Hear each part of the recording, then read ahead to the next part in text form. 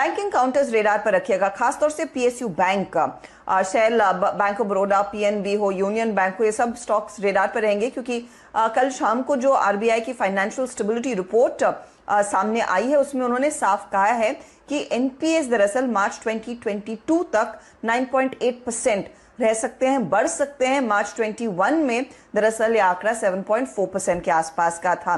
दरअसल वो कह रहे हैं अलग अलग सिनेरियोज में ग्रॉस एनपीएस 9.8 से 11.22% के बैंड में दिखाई दे सकते हैं, तो प्रेशर रह सकता है।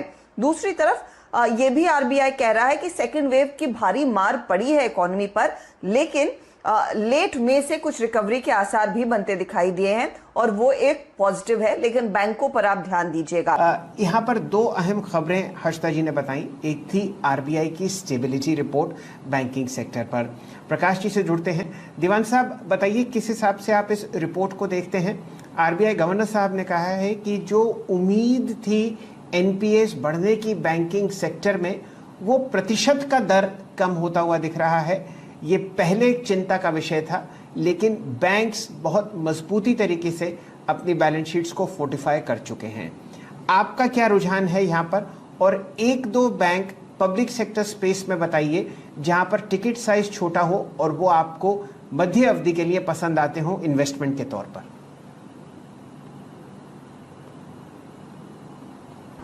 जी जी शैली, ये देखिए, बहुत अहम चीज ये है कि देश की जो सबसे बड़ी जो अपेक्स बैंक है आरबीआई, उनका मानना ये है कि मतलब एक जैसे कहते हैं ना, क्लास टीचर ने या प्रिंसिपल ने आपको अपने परफॉर्मेंस का एक रिपोर्ट कार्ड, स्कूल का या क्लास का रिपोर्ट कार्ड बना के दिया।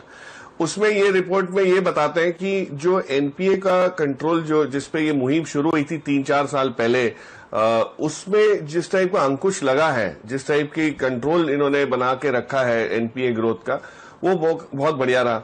और वो इसलिए उसको वो तारीफ इसलिए हुई है थोड़ी सी कि जो चुनौती थी वो बहुत बड़ी थी।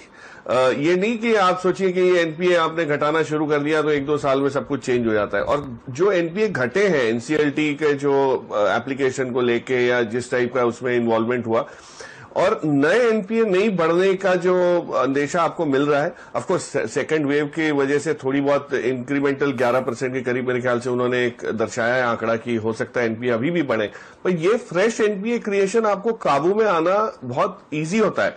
जो पुराने लेगेसी एनपीएस थे, जो पावर क्षेत्र के थे, टेलीकॉम क्षेत्र के थे, स्टील क्षेत्र के थे, वो देखिए किस बेखूबी से वो सारे कवर हुए।